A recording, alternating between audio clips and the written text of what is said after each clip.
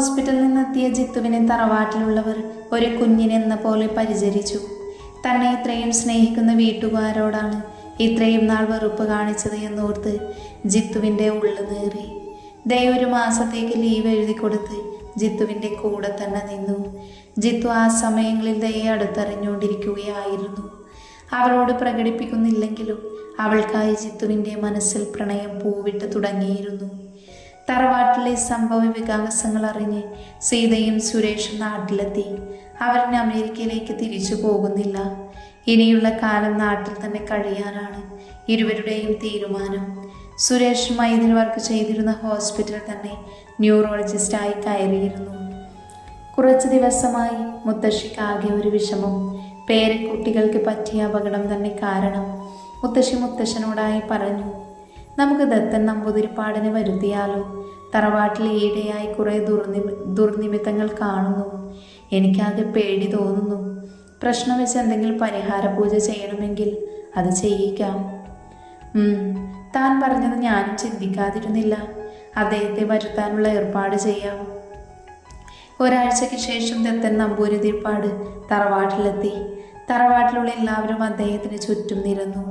പ്രശ്നം വെച്ച ദത്തൻ നമ്പൂതിരിപ്പാട് താടി ഒഴിഞ്ഞുകൊണ്ട് പറഞ്ഞു, എല്ലാവരും സൂക്ഷിക്കണം. തറവാട്ടിൽ കുറച്ച് നാളത്തേക്ക് അപകടങ്ങളും ക്ലേശങ്ങളും ഉണ്ടാവാൻ സാധ്യതയുണ്ട്. ശത്രുബലം പ്രാപിച്ചിരിക്കുന്നു. ജിത്തുവിനെയും ആദിയെയും ചൂണ്ടിക്കാണിച്ചിട്ടാണ് പറഞ്ഞത്. അതിൻ്റെ പ്രതിഫലനമാണ് ഈ കാണുന്നതെല്ലാം. മുത്തശ്ശൻ നമ്പൂതിരിയോടായി ചോദിച്ചു, ഇതിനെന്തെങ്കിലും പരിഹാരമുണ്ടോ? പറഞ്ഞു തരാം. തമിഴ്നാട്ടിൽ തിരുച്ചെന്നൂരിലെ മുരുകൻ്റെ ക്ഷേത്രമുണ്ട്. തറവാട്ടിലുള്ളവരെല്ലാവരും കൂടി അവിടെ പോയി ശത്രു സംഹാര പൂജ ചെയ്യണം. പ്രശ്നങ്ങൾക്ക് കുറേയേറെ ശമനമുണ്ടാകും. മുത്തശ്ശി അപ്പോൾ ഒരു സംശയം ഉന്നയിച്ചു. എൻ്റെ പേരക്കുട്ടികളുടെ വിവാഹ സാഹചര്യവശാൽ ജാതകം നോക്കാതെയാണ് നടത്തിയത്. ഇനി ജാതകം നോക്കാത്തതിൻ്റെ എന്തെങ്കിലും പ്രശ്നം കൊണ്ടാണോ ഇങ്ങനെയെല്ലാം സംഭവിക്കുന്നത്? എങ്കിൽ ജാതകങ്ങൾ തമ്മിലൊന്ന് പൊരുത്തം നോക്കാം. മുത്തശ്ശി ആദ്യം തന്നെ ജിത്തുവിൻ്റെയും ദയയുടെയും ജാതകങ്ങൾ അദ്ദേഹത്തിന് കൈമാറി. 2 ജാതകങ്ങൾ തമ്മിലുള്ള പൊരുത്തം നോക്കിയ ദത്തൻ നമ്പൂതിരിപ്പാട് പറഞ്ഞു, ഈ ജാതകങ്ങൾ തമ്മിൽ 10-8 പൊരുത്തമുണ്ട്.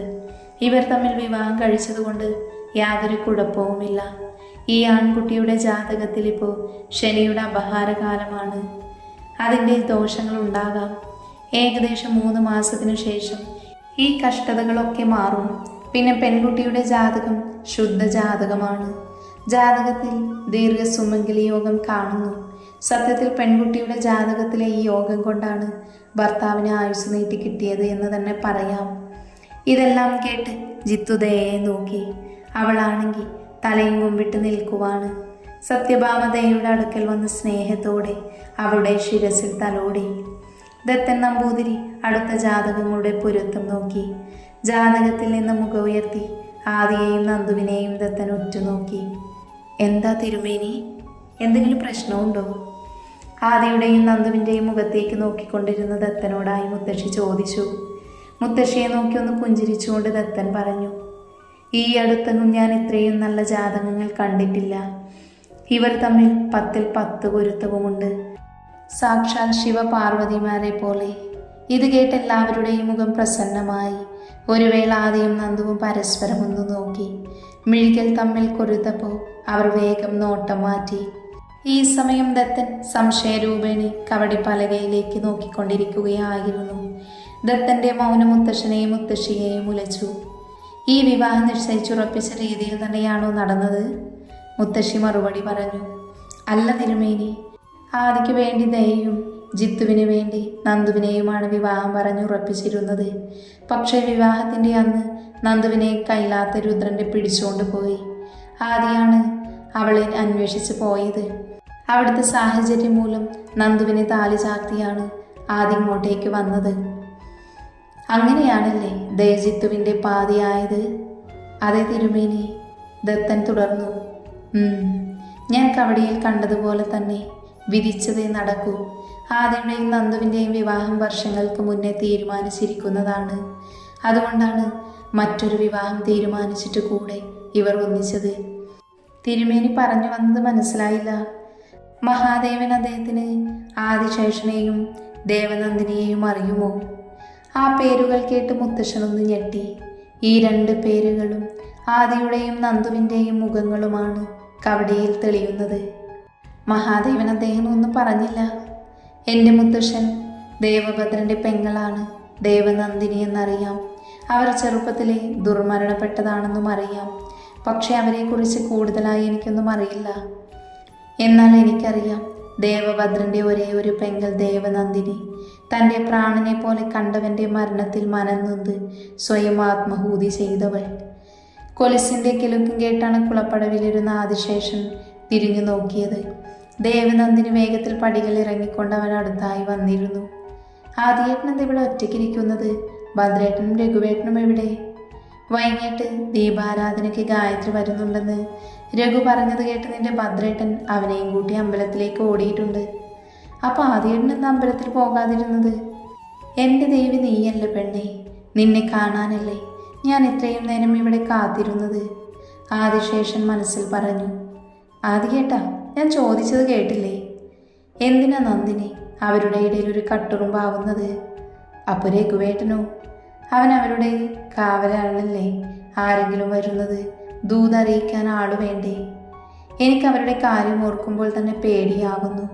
അച്ഛനും മുത്തശ്ശനുമെല്ലാം അവരുടെ ബന്ധം അംഗീകരിക്കുമോ? സ്നേഹം സത്യമുള്ളതാണെങ്കിൽ ആര് തടസ്സം നിന്നാലും സ്നേഹിക്കുന്നവർ തമ്മിൽ ഒന്നിച്ചിരിക്കും. അത് കേൾക്കെ അവളുടെ മുഖം സന്തോഷം കൊണ്ട് വിടർന്നു. പെട്ടെന്ന് തന്നെ അവൾ പറഞ്ഞു, അയ്യോ ഞാൻ പോട്ടെ, മുത്തശ്ശി എന്നെ അന്വേഷിക്കുന്നുണ്ടാവും. കാവൽ വിളക്ക് വെക്കാൻ സമയമായി. അവൾ ഓടിപ്പോകുന്നത് കണ്ട് ആദ്യ പുഞ്ചിരിച്ചുകൊണ്ട് അവിടെ നിന്ന് എഴുന്നേറ്റ് നടന്നു. അമ്പലത്തിലെത്തി അവനെയും കാത്ത് ആൽത്തറയിൽ ഭദ്രനും രഘുവും നിൽക്കുന്നുണ്ടായിരുന്നു. 3 പേരും ഒറ്റ ചങ്ങാതികമാരാണ്. മംഗലശ്ശേരിയിലെ ദേവഭദ്രനും കൈലാത്തെ രഘുവരനും, മംഗലശ്ശേരിയിലെ കാര്യസ്ഥൻ കൃഷ്ണൻ്റെ മകൻ ആദിശേഷനും. കാര്യസ്ഥൻ്റെ മകനായതുകൊണ്ട് ഭദ്രനും ആദിയും തമ്മിലുള്ള ചങ്ങാത്തം തറവാട്ടിലെ മറ്റംഗങ്ങൾക്ക് അത്ര ദഹിച്ചിട്ടില്ല. എന്നാൽ ഭദ്രൻ്റെ അച്ഛൻ രാജസേനനും അമ്മ ഇന്ദുലേഖയ്ക്കും ആദിയെ വലിയ കാര്യമാണ്. ദേവഭദ്രനൊരു പ്രണയമുണ്ട്, ഗായത്രി, ദേവനന്ദിനിയുടെ പ്രിയ തോഴി. ചന്ദ്രോത്ത് ഗോപകൃഷ്ണപിള്ളയുടെയും ബാലാമണിയുടെയും മകളാണ് ഗായത്രി. നന്ദിനി തറവാട്ടിലേക്ക് ഓടിയെത്തുമ്പോൾ മുത്തശ്ശി അവളെ കാത്തുമ്മറത്തുണ്ടായിരുന്നു. എവിടെയായിരുന്നു നന്ദുമോളെ നീ? വേഗം ശുദ്ധിയായി വിളക്ക് വെക്ക്, മുത്തശ്ശി പറഞ്ഞു. ഞാൻ വരുന്നു മുത്തശ്ശി, നന്ദിനി മറുപടി നൽകി. നന്ദിനി വേഗം തന്നെ കുളിച്ച് ശുദ്ധിയായി പൂമുഖത്ത് വിളക്ക് വെച്ചു. എന്നിട്ട് മുത്തശ്ശിയോടായി പറഞ്ഞു, ഞാൻ കാവിൽ വിളക്ക് വെച്ചിട്ട് വരാം മുത്തശ്ശി. മോളെ, ഇരുട്ടി തുടങ്ങുകയാ, വേഗം തിരികെ പോന്നോളൂ. ശരി മുത്തശ്ശി. ഇത് പറഞ്ഞ് നന്ദിനി കാവിലേക്ക് വിളക്കുമായി നടന്നു. നാഗത്തറയ്ക്ക് മുൻപിൽ കൈകൂപ്പി നിന്നു അവൾ പ്രാർത്ഥിച്ചു, എൻ്റെ നാഗത്താന്മാരെ, എനിക്ക് ആദിയേട്ടനോടുള്ളതുപോലെ ആദിയേട്ടനും എന്നോട് ഇഷ്ടമുണ്ടാവണേ. നന്ദിനി, നിന്റെ ഒരുക്കം ഇതുവരെ കഴിഞ്ഞില്ലേ? ആദിയും രഘുവും എന്നെ കാത്ത് ആൽത്തറയിൽ നിൽപ്പുണ്ടാകും. നിന്നെ ഗായത്രിയുടെ അടുത്ത് ഏൽപ്പിച്ചിട്ട് വേണം എനിക്ക് അവരുടെ കൂടെ പോകാൻ. ഭദ്രൻ നന്ദിനിയോടായി ചോദിച്ചു. ഒരുങ്ങിക്കഴിഞ്ഞേട്ടാ, ഞാൻ ദാ വരുന്നു. അമ്മേ, ഞങ്ങൾ ഇറങ്ങുവാ. നന്ദുമോളെ, ഗായത്രി അടുത്ത് നിന്ന് എങ്ങോട്ടും പോകരുത്, അമ്പലത്തിലങ്ങ് ഉണ്ടാവണേ. ഞങ്ങൾ വേഗം അങ്ങോട്ടേക്ക് എത്തിക്കോളാം. നന്ദുവിൻ്റെ അമ്മ ഇന്ദുലേഖ അവളോട് പറഞ്ഞു. ശരിയമ്മേ, ഒന്ന് വേഗം നടക്ക് നന്ദു, ഭദ്രൻ തിടക്കം കൂട്ടി. എനിക്കറിയാം എന്തിനായി ധൃതി കൂട്ടണേന്ന്, ഗായുവിനെ കാണാനല്ലേ, നന്ദിനി ചോദിച്ചു. ഇത് കേട്ട് ഭദ്രൻ അവളെ നോക്കി ഇളിച്ചു കാണിച്ചു വേഗത്തിൽ നടന്നു. ഇന്ന് മംഗലശ്ശേരിക്കാട് കുടുംബക്ഷേത്രത്തിൽ ഉത്സവമാണ്. അവിടേക്ക് പോകാനുള്ള തയ്യാറെടുപ്പുകളാണ് തറവാട്ടിൽ നടന്നുകൊണ്ടിരിക്കുന്നത്. അമ്പലത്തിലെത്തിയ ഭദ്രൻ ആൽത്തറയിൽ അരികിൽ നിൽക്കുന്ന ആദിയെയും രഘുവിനെയും കണ്ടു. ആദി, അവൻ ഉറക്കെ വിളിച്ചു. ഭദ്രന്റെ വിളി കേട്ട് തിരിഞ്ഞു നോക്കിയ ആദി നന്ദുവിനെ കണ്ട് ഇമ വിട്ടാതെ അവളെ തന്നെ നോക്കി നിന്നുപോയി. പച്ചയും ചുവപ്പും കലർന്ന ധാവണി ചുറ്റി, മുട്ടോളം നീണ്ട മുടിയിൽ മുല്ലപ്പൂ ചൂടി, കണ്ണുകൾ കറുപ്പിച്ചെഴുതി, പുരികക്കൊടികൾക്കിടയിൽ ഒരു കറുത്ത പൊട്ടും, കാതിൽ ചുവന്ന് കല്ലുവെച്ച ജിമിക്കിയും, കഴുത്തിൽ പാലക്ക മാലയും, മൂക്കിൽ നീലക്കൽ മൂക്കുത്തിയും, കൈ നിറയെ ചുവപ്പും പച്ചയും കലർന്ന കുപ്പിവളകളും, കാലിൽ നിറയെ സ്വർണ്ണ പാദസരവും ഇട്ട് ഒരുങ്ങി നിൽക്കുന്നവളെ കണ്ടപ്പോൾ ആ നിമിഷം ക്ഷേത്രത്തിൽ കൊണ്ടു നിർത്തി കഴുത്തിൽ താലി ചാർത്തി കൂടെ കൂട്ടാൻ തോന്നിപ്പോയി ആദിക്ക്. ഭദ്രനും നന്ദിനിയും ആൾത്തറയ്ക്കടുത്തേക്ക് നടക്കവേ എതിർവശത്തുനിന്ന് പടികൾ ഇറങ്ങി നടന്നു വരുന്ന ഗായത്രിയെ കണ്ട് ഭദ്രന്റെ കണ്ണുകൾ തിളങ്ങി. ഭദ്രൻ നന്ദിനിയെ ഗായത്രിയുടെ അടുത്തേക്ക് കൊണ്ടുവന്ന് നിർത്തി. ഉത്സവമേളങ്ങൾക്കിടയിൽ നന്ദിനിയെ തന്നെ നോക്കി നിൽക്കുന്ന ആ രണ്ട് കണ്ണുകളെ ആരും കണ്ടില്ല. കുടമാറ്റ കാഴ്ചകൾക്കിടയിൽ ഗായത്രിയുടെ കൈ പിടിച്ച് ഭദ്രൻ നടന്നു നീങ്ങിയത് കൂടെയുള്ളവരാരും ശ്രദ്ധിച്ചില്ല. ഗായത്രിയുമായി ഊട്ടുപുരയിലേക്ക് എത്തിയ ഭദ്രൻ അവളെ ഇറുക്കെ പുണർന്നു. ഭദ്രേട്ട വീട് ആരെങ്കിലും കണ്ട പ്രശ്നമാകും. ഭദ്രൻ ഉടനെ ഗായത്രിയോട് മേലുള്ള പിടിയയച്ചു. ആരും കണ്ടാൽ എനിക്കെന്താ, നീ എന്നതായാലും എനിക്കുള്ളതല്ലേ, ഭദ്രൻ പറഞ്ഞു. അത് ഭദ്രേട്ടൻ മാത്രം തീരുമാനിച്ചാൽ മതിയോ? ഗായത്രി ചോദിച്ചു. പിന്നെ ആരാ തീരുമാനിക്കേണ്ടത്? വശതയാർന്ന നോട്ടത്തോടെ അവൻ അവളിലേക്ക് നടന്നെടുത്തു. അവളുടെ നീല ധാവളിയും കുളിർപ്പിന്നിലിട്ട മുടിയിടകളും അതിലെ തുളസിക്കതിരും വാലിട്ടെഴുതിയ മാൻമിഴികളും നാസികത്തുമ്പിലെ വെള്ളക്കൽ മൂക്കുത്തിയും അവനിലെ കാമുകനെ ഉണർത്തി. അവൻ്റെ നോട്ടം അവളുടെ ചുവന്നു തുടുത്ത ചുണ്ടുകളിലേക്ക് എത്തി നിന്നു. അവൻ അവളെ തന്നിലേക്ക് വലിച്ചടുപ്പിച്ചു. ആ ചോര ചുണ്ടുകളൊന്ന് അമർത്തി മുത്തി. അവൾ നാണത്തോടെ അവനെ തള്ളി മാറ്റി അവിടെ നിന്നും ഓടിയകന്നു. ഊട്ടുപുരയ്ക്കര അരികിൽ നിന്നും രഘുവിനെയും ആദിയെയും അന്വേഷിച്ച് നടക്കുന്ന ഭദ്രൻ കാണുന്നത് ആരെയോ ചവിട്ടി താഴെയിടുന്ന ആദിയെയാണ്. അവൻ വേഗം തന്നെ അവർക്കരികിലേക്ക് ഓടിയെടുത്തു. എടാ എന്താടാ, എന്താ പ്രശ്നം? എടാ ഭദ്രം, ഇവൻ നമ്മുടെ നന്ദിനിയെ ശല്യം ചെയ്തു. അപ്പോഴാണ് ഭദ്രൻ കരഞ്ഞുകൊണ്ട് നിൽക്കുന്ന നന്ദിനിയെ കണ്ടത്. പല്ലുകൾ ഞെരിച്ചുകൊണ്ട് ഭദ്രൻ ആദിയുടെ അടികൊണ്ട് താഴെ കിടക്കുന്നവനെ എടുത്തുയർത്തി അവൻ രണ്ടെണ്ണം കൂടെ കൊടുത്തു. അത് കണ്ടതോടുകൂടി നന്ദിനിക്ക് സന്തോഷമായി. ഉത്സവം കഴിഞ്ഞ് അമ്പലത്തിൽ നിന്ന് തിരികെ നടക്കുമ്പോൾ രഘുവും ആദിയും നന്ദിനിയും മുൻപേയും ഗായത്രിയും ഭദ്രനും കൈകൾ കോർത്തുകൊണ്ട് പുറകെയും നടന്നു. കുറച്ചു ദൂരം നടന്നപ്പോൾ നന്ദിനി ആദിയോടായി ചോദിച്ചു, ആദിയേട്ടൻ എന്തിനാ അയാളെ തല്ലിയത്? എന്താ ചോദിച്ചത്? ചെവി കേൾക്കില്ലേ? ആദിയേട്ടൻ എന്തിനാ അയാളെ തല്ലിയെന്ന്? ആ ചെറ്റയൊക്കെ പിന്നെ എന്ത് ചെയ്യണമായിരുന്നു? പിടിച്ചുമ്മ വെക്കണോ? എന്നാലും വേണ്ടായിരുന്നു, പാവം, അയാളെ തല്ലണ്ടായിരുന്നു. പിന്നെ എൻ്റെ പെണ്ണിൻ്റെ മേൽ കൈവച്ച ഞാൻ വെറുതെ ഇരിക്കണോ? ഇത് കേട്ട് ഞെട്ടിക്കൊണ്ട് സന്തോഷം കൊണ്ട് വിടർന്ന കണ്ണുകളോടെ നന്ദിനി അവനോട് ചോദിച്ചു, ആദിയേട്ടൻ ഇപ്പം എന്താ പറഞ്ഞേ? അപ്പോഴാണ് ആദിക്ക് തനിക്ക് പറ്റിയ അമളി മനസ്സിലായത്. നന്ദിനി ശല്യം ചെയ്തവനോടുള്ള ദേഷ്യത്തിൽ പറഞ്ഞു പോയതാണ്. പക്ഷെ അറിയാതെ തൻ്റെ ഉള്ളിലുള്ള പ്രണയം കൂടെ പുറത്തേക്ക് വന്നിരിക്കുന്നു. ഗൗരവത്തിൻ്റെ മൂടുപഴം അറിഞ്ഞുകൊണ്ട് ആദി പറഞ്ഞു, നീ വേഗം നടക്ക്, ഇപ്പോൾ തന്നെ നേരെ ഒരുപാട് ഇരുട്ടി. നന്ദിനി ചിരി കടിച്ചു പിടിച്ചുകൊണ്ട് മുന്നോട്ട് നടന്നു.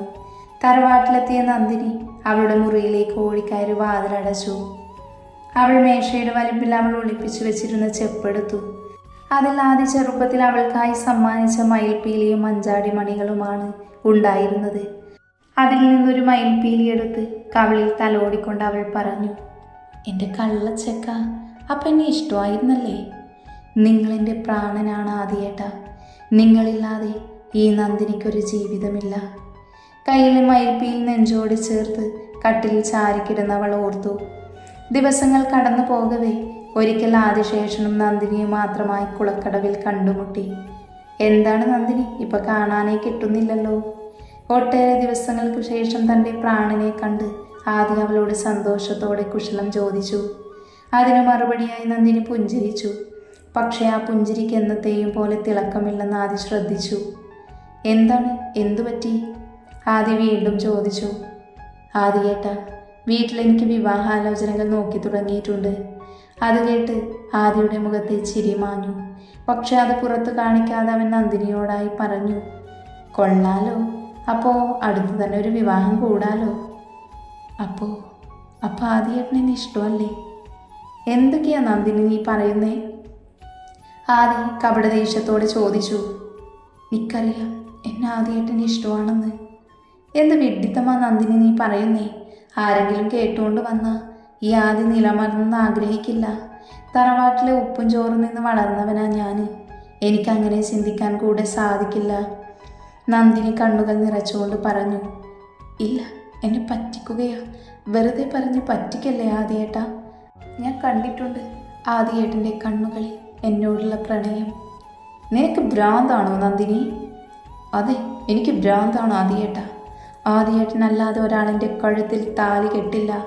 ഏട്ടനില്ലാതെ എനിക്ക് പറ്റില്ല. അതൊന്നും നടക്കില്ല നന്ദിനി, നീ ഒന്ന് പോകാൻ നോക്ക്. ഒഴുകിയിറങ്ങിയ കണ്ണുനീർ തുടച്ചുകൊണ്ട് നന്ദിനി പറഞ്ഞു. അപ്പോൾ ആദ്യേട്ടന് ഇഷ്ടമല്ല അല്ലേ?